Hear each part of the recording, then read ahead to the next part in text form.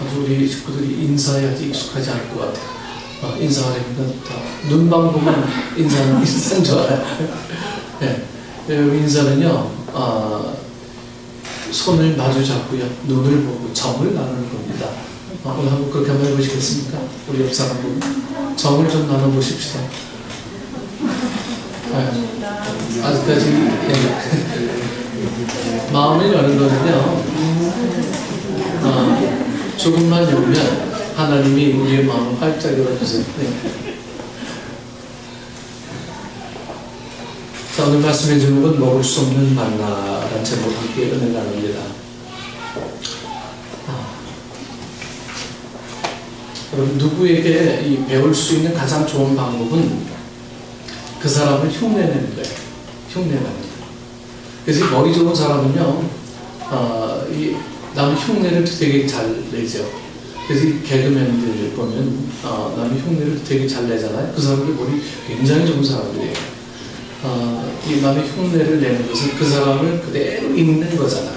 그래서 남을 흉내내다 보면 그게 언젠가 나의 것이 되고 있습니다. 그렇기 때문에 이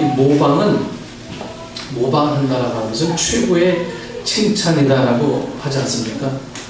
사람이 처음부터 자신의 독자적인 색깔을 발휘할 수 있는 사람은요, 아무도 없어요. 여러분, 천재도 처음에는 남을 흉내내므로 이 배움을 시작합니다. 뭐 가수든 뭐 예술이든 목사든 뭐 누구든 처음에는 남을 흉내내므로 막 시작해요. 저도 이제 신학교에서 처음 설교할 때요, 그 신학교 그 채플실에서 예배를 드는데 수백 명이 나만 쳐다보고 있는 거예요. 눈을 어디에다 둬야 될지 몰라가지고 그냥 이러고 설교했어요. 네, 저희 원고는 준비해 갔는데 이 원고가 눈에 들어와야죠. 그래서 무슨 설교를 하고 내려왔는지 모를 때가 있었습니다. 그래서 그 다음에 설교할 때는요, 오늘 유명한 목사님 설교를 열심히 한번 들어봐야지 해서 그 목사님 설교도 한번 흉내내보고요, 톤도 흉내내보고 막 이렇게 하기도 했었습니다. 아무튼 처음에는 누구를 흉내내므로 모든 이 배움이 시작이 됩니다. 스승이 뭐 이것을 하라 뭐 이렇게 지시하는 것보다는 이렇게 하라 라고 시범을 보이는 게 여러분 가장 좋은 교육 방법입니다. 이렇게 해, 하나 둘 셋 안에 너 죽어 이렇게 하면요, 애들 절대 반발하죠.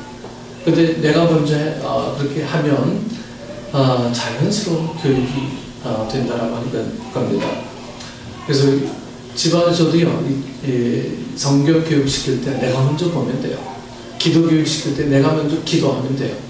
내가 먼저 찬성하면 그게 은연중에 다 이렇게 따라하게 되어 있는 거죠. 그래서 내가 안 하고 우리 아이들에게 모든 걸 해라 이렇게 얘기할 때는요, 이 자녀들이 수긍이 안 돼요. 그래서 속으로는 엄마도 안 하면서 이 말은 못 하면서도 이 아이는 그걸 따라하지 않습니다. 네. 우리 하는 이 언어 하나, 우리 하는 이 시선 하나, 그리고 우리가 두는 무의식 중에 두는 모든 행동 하나하나 이런 것들이 자녀들에게 다 교육이 된다라는 거죠. 그래서 우리가 살아가는 하나하나의 이 몸짓이요, 나도 모르는 사이에 내 아이가 내가 돼 있어요. 내 아이가. 그래서 나는 그렇게 가르치려고 안 했는데 이렇게 생각을 하며 살았지만 어느 순간인가 내 모습이 되어 있는 것을 발견하게 되죠. 우리가 예수님을 닮을 수 있는 가장 좋은 길은 여러분 뭡니까? 예수님을 흉내내는, 예수님 흉내내는. 그래서 예수님이 뭘 했나? 예수님이 무슨 말씀을 하시고 예수님이 어떻게 하셨나? 이런 흉내내는 거예요. 가끔 제가 말씀드리고 제 선배님 중에 한 분이 목사님인데 일반 목회 포기하시고 대구역에 나가서 그 아침 식사 직접 만들어서 새벽에 그 식사 퍼주고 그리고 그들과 함께 애환을 나누는 그런 목회를 한다고. 아니 훌륭한 목회를 하실 수 있는 분인데 왜 그렇게 하십니까? 그랬더니 너무 이 대답이 간단하더라고요. 예수님이 그렇게 하셨잖아요. 예수님이 그렇게 사셨잖아요. 그럼 목사도 그렇게 살아야 되는 게 당연한 거 아닙니까? 이런 대답하는데 할 말이 없잖아요. 할 말이 없어요. 예수님이 그렇게 하셨다는데. 그래서 오히려 이 우문현답으로 우리에게 교훈을 주고 있는 이 선배 목사님을 페이스북에서 자주 보게 됩니다. 여러분, 예수님 닮는 건요, 성경 아무리 읽어도요, 여러분 예수님 닮을 수가 없어요. 지식적으로는 알죠. 하지만 예수님 닮는 것은 예수님을 흉내내는 거예요. 예수님을 흉내내는 거예요. 예수님 뭘 하셨나? 새벽 미명에 나와서 기도하셨구나. 그럼 우리도 가서 기도하고요. 그럼 예수님께서 선한 일을 하셨구나. 병든 자를 고치셨구나. 긍휼히 여겨서 그들과 함께 하셨구나. 우리도 함께 하는 거예요. 그런 예수님을 배워나가는 겁니다. 성경에는 예수님을 흉내낼 만한 많은 사례들이 담겨져 있습니다. 그 중에 대표적인 것은 예수님도 기도하셨다는 사실이죠. 예수님도요. 예수님이 하나님이신데 예수님 왜 기도하셔? 기도 받으실 분이지 기도하실 분입니까? 근데 예수님도 어느 부분에 보면 기도하셨다 이렇게 기록하고 있어요.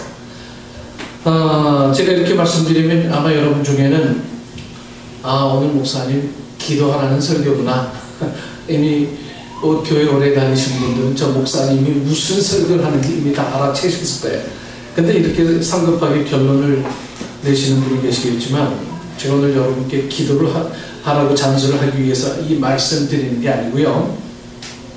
예수님도 기도하셨다는 내용을 말씀드리기 위함입니다. 하나님의 아들이시지만 예수님도 기도할 필요가 있었습니다. 기도하지 않고는요, 하나님의 일을 이룰 수가 없었기 때문에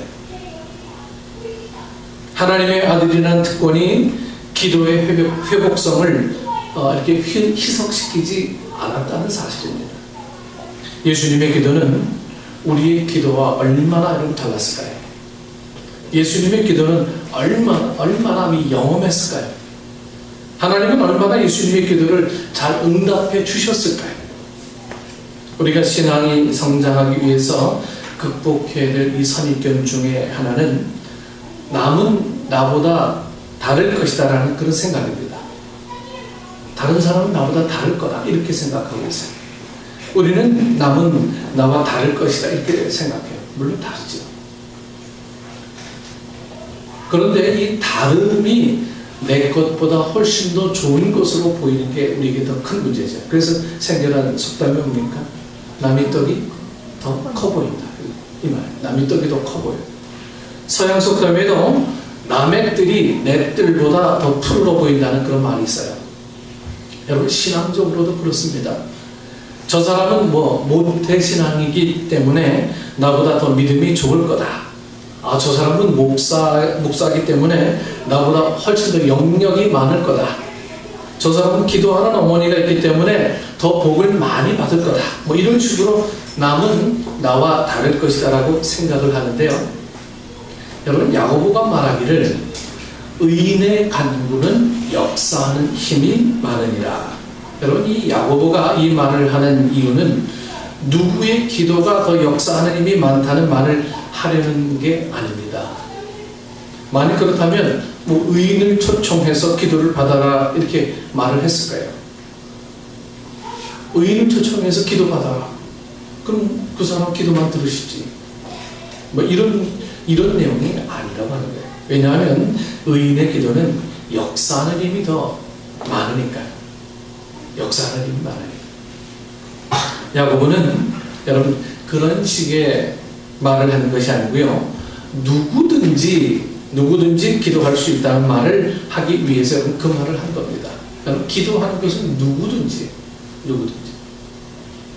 그러기에 이 엘리야는 우리와 성정이 다른 사람이로되 라고 하지 않고요.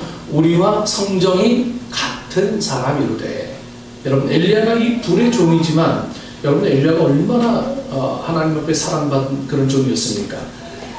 아주 불의 종이라 이렇게 성경은 이야기하지만 우리와 같은 인간이었다는 사실이 성경은 오늘 우리에게 분명히 이야기해주는 그런 일입니다. 성경은 불의 종이라고 이 엘리야를 막 이렇게 떠받쳐서 높이는 게 아니고 그도 인간이 같다 이렇게 이야기해요. 우리의 같은 점을 부각시켜야 믿음의 필요성과 믿음의 원리와 믿음의 능력을 우리가 배울 수가 있습니다. 여러분, 사람이 특별한 게 아닙니다. 엘리야라는 사람이 특별했던 것이 아니에요. 엘리야니까, 바울이니까, 모세니까. 여러분, 이런 사람이 특별한 사람이 아닙니다. 의인. 여러분, 이 의인, 그 사람이 특별한 것이 아니고요. 여러분, 우리를 의롭게 하는 것은 믿음이잖아요. 믿음. 우리를 의롭게 하는 게 믿음이잖아요. 사람이 행함으로 의롭다함을 얻는 게 아니고 여러분, 믿음으로 의롭다함을 얻습니다. 믿음으로. 그래서 이 정통 장로교에서는 모든 교리를 이야기하죠. 이신칭, 믿음으로 의롭게 된다라고 하는 거예요. 그렇기 때문에 누구든지 자신의 기도가 의인의 간구가 될 줄로 믿고 기도하면 안 됩니다. 기도하면 그렇게 되는 거죠. 그래서 여러분, 어디 뭐 답답한 일 있으면요, 뭐 기도원에 가서 뭐 그냥 머리 뒤밀고 가서 그럼 기도 좀 해주세요. 기도 받고 오면 뭔가 해결되는 것처럼 느껴집니까? 해결됩니까? 여러분, 목사의 기도가 물론 중요하지만 가장 중요한 것은 그 자녀의 아버지나 어머니가 그 자녀를 위해서 축복으로 기도해 주는 것. 이게 의인의 간구입니다. 우리들 오해하는 부분이 저분은 나와 다를 거야. 저분이 기도하면 나보다 훨씬 더 능력이 많을 거예요. 우리는 이런 무의식적인 그런 어떤 기대감들이 우리의 신앙을 자꾸만 약화시키고 있습니다. 네. 여러분, 하나님이 여러분들을 선택하셨고 여러분들을 보내주셨을 때는요, 여러분들을 그냥 보내지 않으시고요, 여러분들에게 엄청난 에너지를 주셨어요. 너도 그와 같이 할 줄 아는 그런 에너지를 우리에게 주셨는데 우리 그 에너지를 전부 다 꺾어요. 나는 안 돼, 나는 힘들어, 나는 은사가 없어, 나는 개발이 안 돼 있어, 나는 못해. 여러분, 이런 것을 통해서 우리의 믿음을 자꾸만 제한시킵니다. 우리가 제한시키다 보니까 내 안에 있는 능력들이, 내 안에 있는 선물들이 온전히 밖으로 향하여지지 않는 거죠. 그래서 기도도 연습해야 돼요. 여러분, 기도 말씀 보는 것도 연습해야 됩니다. 선행을 베푸는 것도 연습해야 돼요.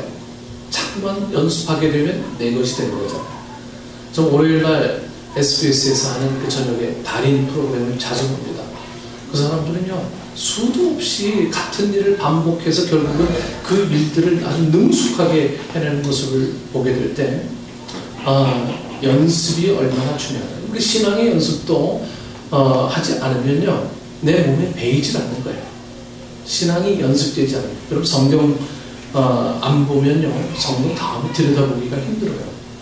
우리 큐티 하자고 이렇게 했는데 한번 안 하기 시작하니까 그 다음은 그냥 잠잠해지잖아요. 이 연습이라는 것은요, 우리를 좀 고되게 만들지만 그게 우리 몸에 배면 안 하면 안 되게끔 돼 있어요. 운동하는 사람이 왜 계속 운동하는지 아세요? 안 하면 몸이 아파. 운동하던 사람이 스탑하면요, 몸이 아파가지고 운동도 해야 돼. 나가서 또 해야 돼. 우리 시골에 우리 어머니 또래 계신 분들이요, 농사를 짓는 게 농사 재밌어서 농사 짓는 게 아니에요. 안 지면, 농사 안 지면 몸이 아픈 거예요. 그냥 가만히 있으면 몸이 아프니까요, 나가서 뭐라도 자꾸만 땅이라도 메고 피라도 꽂고 뭐 이렇게 몸이 안 아픈 거예요. 거기서 오는 또 기쁨도 또 생기는 거고요. 그래서 우리는요, 자꾸만 내 몸에 배게, 내 몸이 알아듣도록. 농구선수들은요, 의외로 시력이 약한 사람들이 되게 많답니다. 여러분, 농구선수들이 시력이 좋은 사람들만 농구선수 하면 얼마나 참 좋겠습니까? 근데 시력이 별로 안 좋대요. 그런데도 이 골을 넣는 거 보면요, 이 몸이 알아서 넣는 거야. 어느 정도의 감각으로, 어느 정도의 힘을 주면 된다. 이런 느낌들이 몸에서 있는 거예요. 그래서 신앙생활도 마찬가지예요. 신앙생활도 내 몸이 자동적으로 막 그냥 알아서 하도록, 여러분 섬김이라는 게 섬겨야지 말하면 섬겨집니까? 그게 아니에요. 그냥 나도 모르게 어느 순간에 섬김의 자리에 가 있는 거예요. 억지로 하는 일들은요 몇 번 하다가 그만 그 자리에 스탑하게 돼 있는 거죠. 예수님이 우리와 많이 달랐을 것이다 라고 생각하고 예수님의 기도를 보면 여러분 배울 수가 없지만 예수님이 우리와 같이 되셨다는 것을 기억하고 예수님의 기도를 봐야 예수님의 기도를 닮을 수가 있는 거예요. 그래서 예수님은 인격적인 분이시다라고 하는 것을 분명히 이야기합니다. 신적인 존재만이 아니라 인성이 계셔서 인성과 신성이 같이 계셔서 우리가 예수님의 기도를 닮으면 우리도 예수님이 하는 그 자리에 우리도 설 수 있다. 우리 하나님이 된다는 얘기가 아니에요. 예수님이 하는 기도도 우리도 할 수 있다라고 하는 것을 우리가 배울 수가 있는 겁니다. 예수님이 우리와 많이 다르다고 생각하면 여러분 예수님을 닮을 수가 없지만 예수님이 우리처럼 되셨다는 것을 기억을 해야 예수님을 닮을 수 있는 소망을 우리가 가질 수 있는 것입니다. 하나님은 예수님의 기도를 여러분 어떻게 응답하셨을까요? 오늘 본문을 보면요. 예수님이 기도하신 것은 아침 일찍 하나님 아버지와 회의를 하는 것을 연상시킵니다. 옛날 이 현대가에 우리나라 이 현대 이 재벌가의 왕 회장은요 이 새벽같이 자기 아들들을 집으로 소집해서 늘 같이 아침 식사를 했다고 하지 않습니까? 그런 일화도 유명하잖아요. 이 현대 이 아들들은요 무조건 아침에 일어나서 집에서 밥을 먹고 이 왕 회장 집에 가서 전부 다 아침밥을 다 먹는다고 합니다. 그래서 식사를 하면서 그날 신문에서 읽은 것을 그 아침 밥 먹으면서 막 토론하고 아직 어두울 때 뭐 벌써 다 출근했다고 하지 않습니까? 그러니까 이 재벌가의 시집을 가려면 아침 일찍 일어나야 돼. 아침잠 많은 사람이 재벌가고 좀 거리가 좀 멀다고 보면 됩니다. 네. 부지런하지 않으면 부잣집에 취직할 수가 없어요. 네. 부지런하지 않으면. 왜냐하면 더 일찍 일어나야 여러분 식사를 준비할 수 있기 때문에요. 네. 식사를 준비해야 이 왕회장이 밥을 먹지 않습니까? 예수님이 아침에 기도하신 것도 여러분 이와 같다고 생각이 됩니다. 예수님이 아침마다 하나님을 조는 하나님을 막 쪼아대는 게 아니에요. 하나님 왜 나를 이 땅에 보내셨니? 이러는 게 아니에요. 아침마다 하나님과 대화를 했던 거예요. 아침마다 예수님은요. 여러분 우리의 대화는요 일방적인 거죠. 하나님 나 이거 필요합니다. 이거 주세요. 하나님 나 이게 어렵으면 도와주세요. 평소에 기도 그냥 팽팽 놀다가 뭐 다급한 일이 생기면 그때 엎드려져서 하나님 여러분 우리의 기도는 이거잖아요. 근데 예수님의 기도는 뭡니까? 하나님과 대화하는 대화. 하나님 오늘 어떤 사람을 만났는데요. 내가 저 사람을 용서를 해야 될까요? 말아야 될까요? 내가 결정하는 게 아니고 하나님에게 묻고 대화하는 겁니다. 하나님 오늘 어디로 갈지 모릅니다. 하나님 인도해주세요. 대화하는 거예요. 대화. 예수님의 기도는요 하나님과 대화의 시간이었어요. 이 대화가 일방적이면 여러분 일방적이면 대화가 안 되잖아요. 그렇죠? 나만 막 쏴붙이면 아이들이 멍하게 있다가 충격받고 그냥 다시는 대화의 자리가 안 돌아와요. 그래서 대화의 기술들을 좀 많이 좀 익히면요 기도의 시간들이 굉장히 편해집니다. 이 대화라는 것은요 아버지 오늘은 어떤 일을 행하시려고 합니까? 오늘은 제가 하나님을 어떻게 섬기기를 바라십니까? 오늘은 어떤 일을 저에게 기대하시겠습니까? 뭐 이런 식으로요. 이렇게 기도하는 결과로서 이 베드로가 예수님을 찾아가서 모든 사람이 주를 찾나이다 라고 말할 때 예수님은 우리가 일어나 다른 마을들로 가자. 거기서도 전도하리니 내가 이 일을 위하여 왔느니라. 이렇게 대답하실 수가 있었던 것입니다. 우리는 일을 하는데 무슨 일을 위하여 왔는지는 알지 못합니다. 많은 학생들이 열심히 공부하지만 여러분 왜 공부하는지 알지 못한 채 공부하세요. 왜 공부하는지. 그냥 그 공부가 목적이 공부 잘하면 모든 문제가 다 해결될 줄 알아요. 많은 엄마들 이 자녀들 열심히 학원에 보냈는데 왜 학원에 보내야 하는지를 알지 못한 채 다 보냅니다. 좀 더 솔직히 표현하자면요,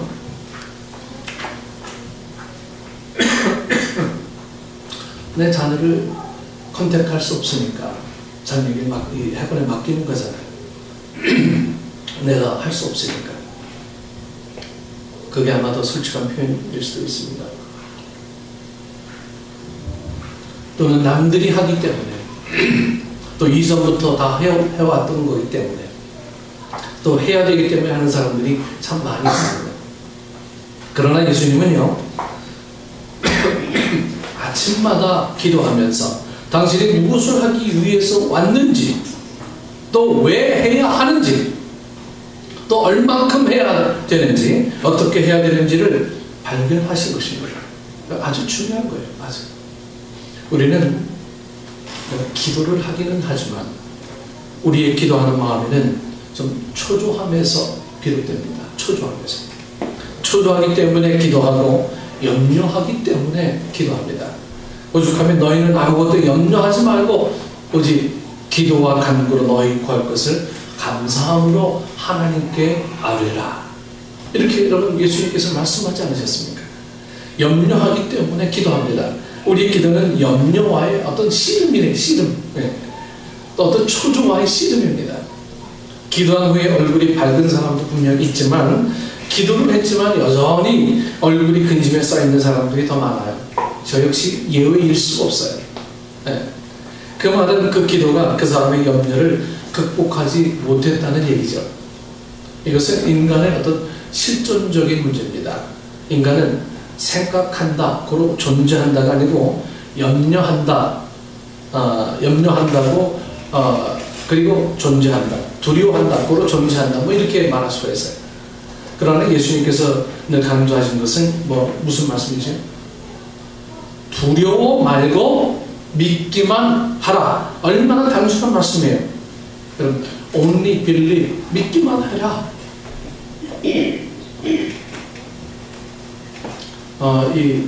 여러분들 잘 유명한 미국 대통령 중에 카터를 좀 잘 아십니다. 이 카터 정부 시절에 행정부의 국가안보보좌관이었던 즈비그뉴 브레진스키라는 사람이 원래 이 폴란드계인데요. 그래서 이 폴란드 출신의 요한 바오로 2세가 교황으로 즉위할 때 그의 모임을 참석해서 교황의 첫마디가 이 브레진스키에게 아주 큰 인상을 남겼다고 합니다. 교황의 첫마디는요, Do not be afraid. 두려워하지 말아요. 이 말로 이 요한 바오로 2세는요, 강론을 시작했다고 하는데 그 내용은 별로 복잡한 그런 내용이 아니었다고 합니다. 그러나 많은 사람들이 들을 필요가 있는 말씀입니다. 그래서 예수님도 염려하지 말아라, 두려워하지 말아라, 괜히 두려워하지 말아라, 두려워하지 말고 믿기만 해라, 이런 식으로 여러분 믿음을 강조하실 때마다 두려워하지 말 것을 강조하셨습니다. 사람은 의심하고 두려워합니다. 의심은요, 이 지적인 부분이죠. 지적인 거예요.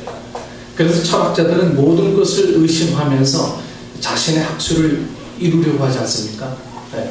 그러나 의심하게 되면요, 두려움이 만들어지게 돼요. 의심하면. 이것이 인간의 생각을 무겁고 그를 짓누르는 일이 됩니다. 왜 인생이 힘듭니까? 두렵기 때문에. 미래가 두렵고, 실패가 두렵고, 죽음이 두렵고, 사는 것 자체가 두렵습니다. 나이를 먹고 가도 그것이 변하는 것 같지가 않아요. 이 두려움이 오늘 우리를 자꾸만 움츠리게 만듭니다. 이 두려움이. 오늘 아침에 김동호 높은 뜻 숭리교회 언론 목사님이신 김동호 목사님 홈페이지를 잠깐 들여다보고 왔습니다. 그 김동호 목사님께서 우리 이제 같은 노베 소속 목사님이세요. 헤어짐의 연습 이런 글들을 써놓으셨어요. 사랑하는 이로부터의 헤어짐, 그리고 자녀로부터의 헤어짐, 그리고 돈으로부터의 헤어짐, 그리고 정들었던 교회로부터의 헤어짐, 이런 것들에 대해서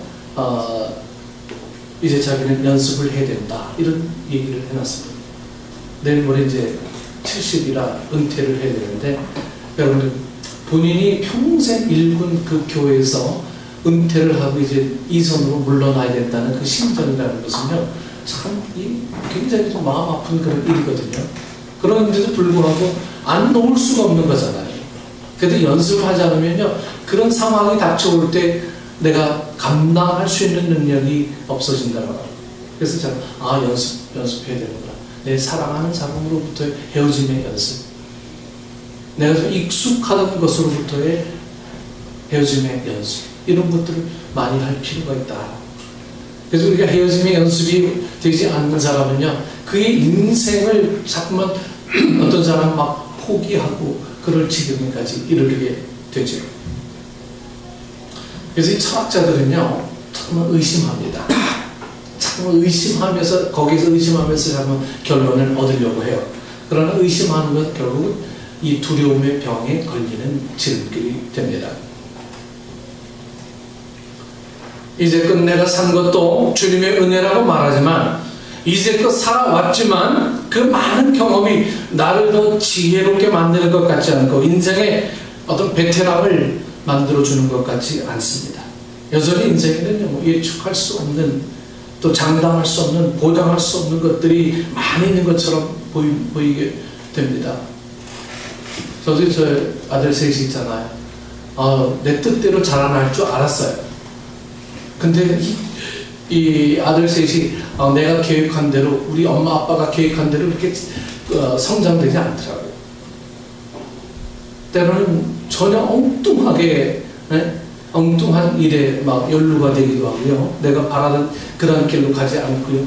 내가 바라던 모습대로 그림이 안 그려지더라고요. 이게 인생이구나.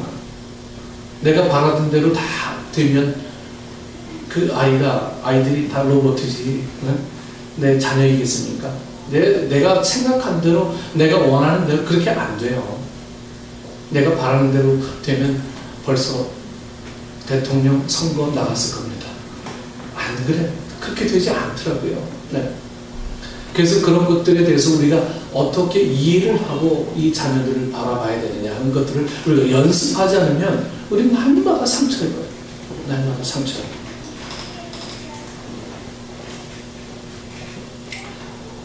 그리고 우리에게 여전히 예측할 수 없는 일이죠. 보장할 수 없는 일. 그래서 인생의 복병이 막 기다리고 있는 것처럼 보이지게 되고요. 미래를 좀 두려워합니다. 우리가 만드는 대부분의 미래 영화는요, 좀 다 어두워요. 미래에 대한 영화들, 밝은 영화 보셨습니까?